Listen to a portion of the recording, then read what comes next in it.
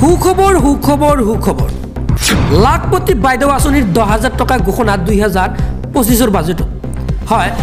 কি কি ঘোষণা কৰিছে 2025 বাজেটত লাখপতি বাইদেউক লৈ সবিস্তাৰে জনাই আছো হয় বেংক একাউণ্ট থাকিলে লাভ কৰিব টকা বিত্তমন্ত্ৰী অজন্তা নিয়োগ ডাঙৰীয়াই কিন্তু ঘোষণা কৰিছে হয় 1 এপ্ৰিলত বিহালীৰ পৰা টকা প্ৰদান কৰিব মুখ্যমন্ত্ৰী হিমন্ত বিশ্ব শৰ্মা ছাৰে হয় লাখপতি বাইদেউ আঁচনিৰ যদি আপুনি ফৰ্ম ফিল আপ কৰি জমা দিছে তেন্তে আপুনি ভিডিঅ'টো এতিয়া এটা শ্বেয়াৰ কৰক এতিয়া শুনক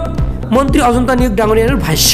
মুখ্যমন্ত্ৰীৰ মহিলা উদ্যমিতা অভিযান অধ্যক্ষ মহোদয় অসমত আজিলৈকে গ্ৰহণ কৰা আত্মসংস্থাপনমূলক আঁচনিসমূহৰ ভিতৰত মুখ্যমন্ত্ৰীৰ মহিলা উদ্যমিতা অভিযান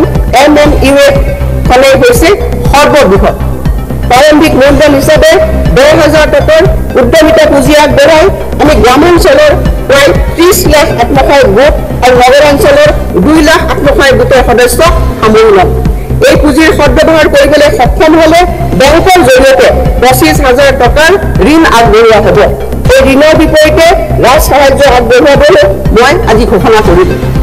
2025 বৰ্ষৰ 1 এপ্ৰিলত বিহালী বিধানসভা সমষ্টিৰ পৰা এই আঁচনিখন শুভাৰম্ভ কৰাৰ কথা মই অৱগত কৰিবলৈ পাই নথৈ আনন্দিত হৈছোঁ